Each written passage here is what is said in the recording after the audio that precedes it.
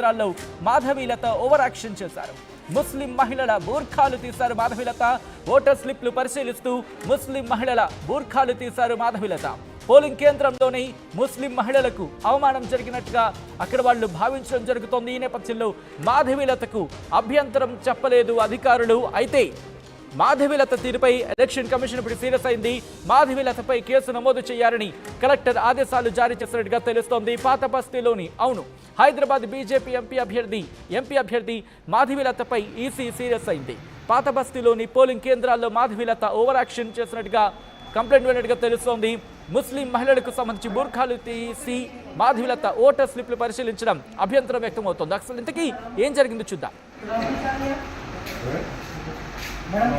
ये तो कटिए पे आप कट उकारिया उकारिया उकारिया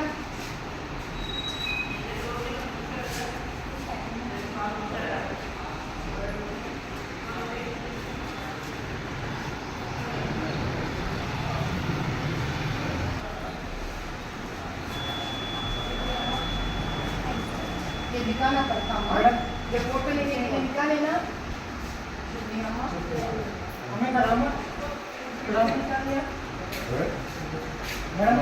ये तो कटिए पे आप कट उकारिया उकारिया उकारिया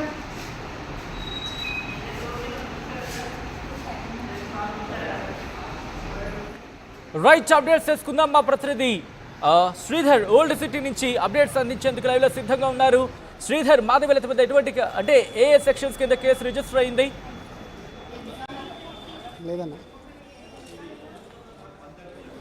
శ్రీధర్, బీజేపీ అభ్యర్థి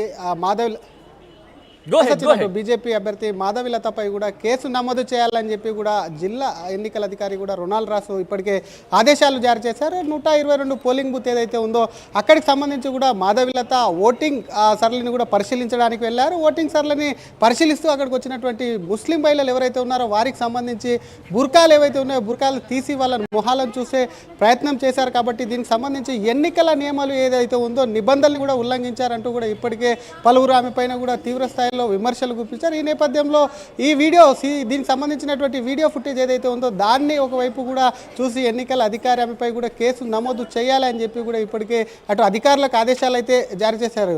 మరొక పక్క అటు మాధవీలత ముందు నుంచి ఎప్పుడైతే బీజేపీ అభ్యర్థిగా కూడా ప్రకటించారో అప్పటి నుంచి ఇటు హైదరాబాద్ శ్రీధర్ అంశానికి సంబంధించి మాధవీలత ఆర్టీవీతో ఎక్స్క్లూజివ్ గా మాట్లాడారు. మాధవీలత ఏమంటున్నారు ఇప్పుడు చూద్దాం. ముస్లిం లేడీస్ని హిజాబ్ని తీసివేయండి అని చెప్పేసి చెక్ చేశారన్నారు. అది ఎంతవరకు నిజమండి? అబద్ధం అమ్మ. క్యాండిడేట్గా అది కూడా నేను ఫీమేల్ క్యాండిడేట్ని కాబట్టి నాకు ఫోటో ఐడెంటిటీ చెక్ చేసి వారి ఫేస్ని కోరిలేట్ చేసుకొని హక్కు క్యాండిడేట్గా నాకు ఉంది. చాలా వినమ్రతగా అమ్మ మీ ఫేసు ఈ ఫోటో ఐడి చెక్ చేసుకోండి అని నేను వాళ్ళని రిక్వెస్ట్ చేసి ఆ ఫేస్ విత్ ఫోటో ఐడి చూశాను అంతే. కానీ చాలా రూడ్గా మాట్లాడారు వాళ్ళతో అని అన్నారు. అన్నవాడు విన్నాడా? ఒకవేళ మీకు ఏమైనా డౌట్స్ వస్తే యంత్రాంగంకి చెప్పాలి కానీ మీరే డైరెక్ట్ కాన్స్టిట్యూషనల్ గా నా క్యాండిడేట్ గా రైట్ ఉంది. నాకు అది మీరు ఫస్ట్ చెక్ చేసుకోవచ్చు. క్యాండిడేట్ గా నాకు రైట్ ఉంది. I have the right. యంత్రాంగం చెక్ చేసుకుంటుంటే నాకెందుకమ్మా బాధ? ఇప్పుడు ఏవిఎంలు జరిపేసినారు. 1 2 3 4 5 6 7 సీక్వెన్స్ ఉండాలి. దాని రైట్ హ్యాండ్ సైడ్ పెరుగుతూ ఉండాలి నంబరు. 2 బూతులలో ఈవీఎంలు మార్చేశారు. ఎవడమ్మా చెప్పాల్సింది? నీకు రైట్ ఉండదు లోపల వెళ్ళి చూడడానికి. బయట ఉన్న యంత్రాంగానికి రైట్ ఉండదు. క్యాండిడేట్గా నాకు మాత్రమే ఉంటుంది ప్రిసైడింగ్ ఆఫీసర్ని తీసుకెళ్ళి చూడడానికి. మరి 2 బూతులలో మోసం చేస్తున్నారు. అక్కడ ఏం చేయాలి నేను? అంటే ఇది మోసంకి ఏంది అండి? అంటే ఎంఐఎం పార్టీ ఉంటుంది అంటారా? నేను అనని మాటలు నువ్వు మాట్లాడుతున్నావు. పార్టీకి ఏం సంబంధం ఇందులో? ఎవరైతే ఎలక్షన్ ఇక్కడ కండక్ట్ చేస్తున్నారో జిహెచ్ఎంసీ స్టాఫ్ చేస్తున్న పని ఇది. అంటే యంత్రాంగం ఫెయిల్యూర్ అని అనుకోవచ్చు, కాంప్రమైజ్ అయ్యారని చెప్పుకోవచ్చు. మాధవీలత గారు, మీరు బలవంతంగా ముస్లిం లేడీస్ని హిజాబ్ని తీసివేయండి అని చెప్పేసి చెక్ చేశారన్నారు. అది ఎంతవరకు నిజమండి? అబద్ధం అమ్మ. క్యాండిడేట్గా అది కూడా నేను ఫీమేల్ క్యాండిడేట్ని కాబట్టి నాకు ఫోటో ఐడెంటిటీ చెక్ చేసి వారి ఫేస్ని కోరిలేట్ చేసుకొని హక్కు క్యాండిడేట్గా నాకు ఉంది. చాలా వినమ్రతగా అమ్మ మీ ఫేసు ఈ ఫోటో ఐడి చెక్ చేసుకోండి అని నేను వాళ్ళని రిక్వెస్ట్ చేసి ఆ ఫేస్ విత్ ఫోటో ఐడి చూశాను అంతే. కానీ చాలా రూడ్ గా మాట్లాడారు వాళ్ళతో అని అన్నారు. ఏదైనా అన్నవాడు విన్నాడా? ఒకవేళ మీకు ఏదైనా డౌట్స్ వస్తే యంత్రాంగంకి చెప్పాలి, కానీ మీరే డైరెక్ట్ ఉందమ్మా. కాన్స్టిట్యూషనల్ గా నా క్యాండిడేట్ గా రైట్ ఉంది, నాకు అది మీరు ఫస్ట్ చెక్ చేసుకోవచ్చు. క్యాండిడేట్ గా నాకు రైట్ ఉంది, ఐ హ్యావ్ ది రైట్. యంత్రాంగం చెక్ చేసుకుంటుంటే నాకెందుకమ్మా బాధ? ఇప్పుడు ఏవిఎంలు జరిపేసినారు. 1 2 3 4 5 6 7 సీక్వెన్స్ ఉండాలి, దాని రైట్ హ్యాండ్ సైడ్ పెరుగుతూ ఉండాలి నంబరు. 2 బూతులలో ఈవీఎంలు మార్చేశారు. ఎవడమ్మా చెప్పాల్సింది? నీకు రైట్ ఉండదు లోపల వెళ్ళి చూడడానికి, బయట ఉన్న యంత్రాంగానికి రైట్ ఉండదు. క్యాండిడేట్గా నాకు మాత్రమే ఉంటుంది ప్రిసైడింగ్ ఆఫీసర్ని తీసుకెళ్ళి చూడడానికి. మరి 2 బూతులలో మోసం చేస్తున్నారు, అక్కడ ఏం చేయాలి నేను? అంటే ఇది మోసంకి ఏంది అండి? అంటే ఎంఐఎం పార్టీ వల్లనే ఉంటుంది అంటారా? నేను అనని మాటలు నువ్వు మాట్లాడుతున్నావు. పార్టీకి సంబంధం ఇందులో? ఎవరైతే ఎలక్షన్ ఇక్కడ కండక్ట్ చేస్తున్నారో జిహెచ్ఎంసీ స్టాఫ్ చేస్తున్న పని ఇది. అంటే యంత్రాంగం ఫెయిల్యూర్ అని అనుకోవచ్చు. రైట్, ఒకసారి విజువల్స్ మీరు చూస్తున్నారు.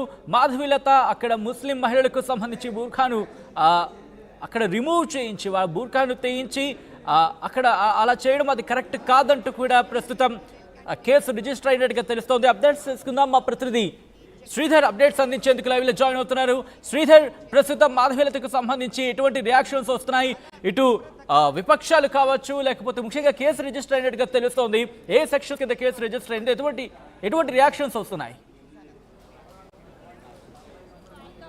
యాసచ్చినట్టు మాధవీలత తీరుపైన కూడా ప్రతిపక్ష పార్టీల నుంచి కూడా ఒక విపక్ష పార్టీల నుంచి కూడా పూర్తి స్థాయిలో విమర్శలు వస్తున్నాయి. ఎందుకంటే మాధవీలత అక్కడికి ఓటర్స్గా వచ్చినటువంటి ఆ పోలింగ్ బూత్ నంబర్ ఆదంపూర్కి సంబంధించి 122లో కూడా ముస్లింకి సంబంధించినటువంటి మహిళలు ఎవరైతే ఉన్నారో వారికి సంబంధించి కూడా బూర్కా తీసి మొహాలు చూడడం, వారి ఐడి కార్డ్ చెక్ చేయడం, మరొక పట్టు ఓటర్ లిస్టుకు సంబంధించినటువంటి అంశాన్ని కూడా క్షుణ్ణంగా పరిశీలించడం, అది కూడా లోపలే పోలింగ్ బూత్లో చేయడం, వీటన్నిటి కూడా మాధవీలత పైన విమర్శలు కాదు. దీన్ని పరిశీలించినటువంటి జిల్లా ఎన్నికల అధికారి కూడా రొనాల్డ్ రాసు కూడా ఎన్నికల నియమాలు ఉల్లంఘించారు అంటూ కూడా దీని మీద కేసు నమోదు చేయాలంటూ కూడా ఇప్పటికొక వైపు అధికారులకైతే ఆదేశాలు జారిస్తున్నారు. మరొక పక్క ముందు నుంచి హైదరాబాద్ అభ్యర్థిగా ఉన్నటువంటి మాధవీలత ఓల్డ్ సిటీ, అది హైదరాబాద్ పార్లమెంట్లో కూడా పెద్ద ఎత్తున బోగస్ ఓట్లు కానివ్వండి, డూప్లికేట్ ఓట్లు, అలాగే దొంగ ఓట్లు కూడా ఇక్కడ ఉంటాయని చెప్పి కూడా ముందు నుంచి విమర్శలు చేస్తున్నారు. ఈ నేపథ్యంలో బుర్కాలు వేసుకొని మహిళలు ఎవరైతే ఓటు వేస్తారో వారికి సంబంధించి మాత్రం పెద్ద ఎత్తున దొంగ ఓట్లు వేసే అవకాశం ఉంది. ఎవరైతే ఓటు హక్కును వినియోగించుకోవాలో వాళ్ళు తిరిగి ఒక పోలింగ్ బూత్ నుంచి మరో పోలింగ్ బూత్ కానీ అదే పోలింగ్ బూత్కు సంబంధించి కూడా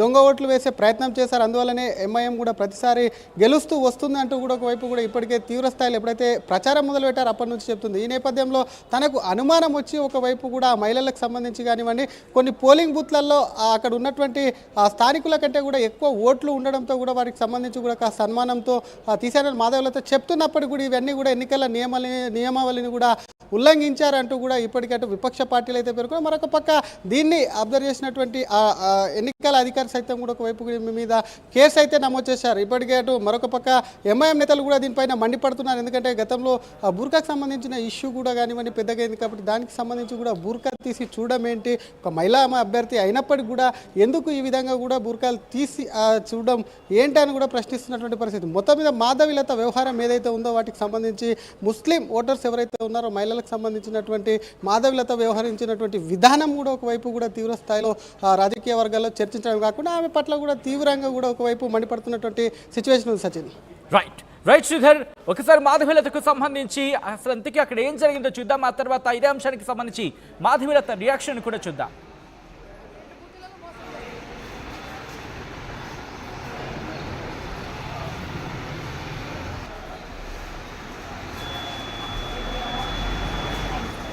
दिखाना पड़ता है ये फोटो लेके निकालेना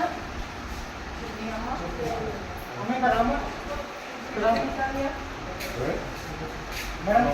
ये तो 38 है आपका. బలవంతంగా ముస్లిం లేడీస్ని హిజాబ్ని తీసివేయండి అని చెప్పేసి చెక్ చేశారన్నారు, అది ఎంతవరకు నిజమండి? అబద్ధం అమ్మ.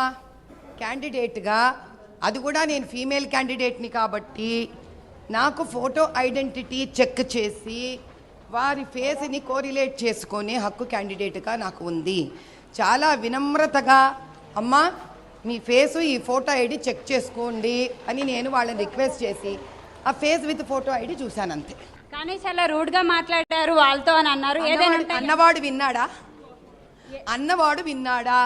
ఒకవేళ మీకు ఏమైనా డౌట్స్ వస్తే యంత్రాంగంకి చెప్పాలి కానీ మీరే డైరెక్ట్ ఉందమ్మా కాన్స్టిట్యూషనల్ గా నా క్యాండిడేట్ గా రైట్ ఉంది నాకు అది మీరు ఫస్ట్ చెక్ చేసుకోవచ్చు క్యాండిడేట్ గా నాకు రైట్ ఉంది ఐ హ్యావ్ ది రైట్ యంత్రాంగం చెక్ చేసుకుంటుంటే నాకెందుకమ్మా బాధ ఇప్పుడు ఏవిఎంలు జరిపేసినారు 1 2 3 4 5 6 7 సీక్వెన్స్ ఉండాలి దాని రైట్ హ్యాండ్ సైడ్ పెరుగుతూ ఉండాలి నంబరు 2 బూతులలో ఈవీఎంలు మార్చేశారు ఎవడమ్మా చెప్పాల్సింది నీకు రైట్ ఉండదు లోపల వెళ్ళి చూడడానికి బయట ఉన్న యంత్రాంగానికి రైట్ ఉండదు క్యాండిడేట్గా నాకు మాత్రమే ఉంటుంది ప్రిసైడింగ్ ఆఫీసర్ని తీసుకెళ్ళి చూడడానికి మరి 2 బూతులలో మోసం చేస్తున్నారు అక్కడ ఏం చేయాలి నేను అంటే ఇది మోసంకి ఏంది అండి అంటే ఎంఐఎం పార్టీ వల్లనే ఉంటుంది అంటారా నేను అనని మాటలు నువ్వు మాట్లాడుతున్నావు పార్టీకి ఏం సంబంధం ఇందులో ఎవరైతే ఎలక్షన్ ఇక్కడ కండక్ట్ చేస్తున్నారో జిహెచ్ఎంసీ స్టాఫ్ చేస్తున్న పని ఇది అంటే యంత్రాంగం ఫెయిల్యూర్ అని అనుకోవచ్చు కాంప్రమైజ్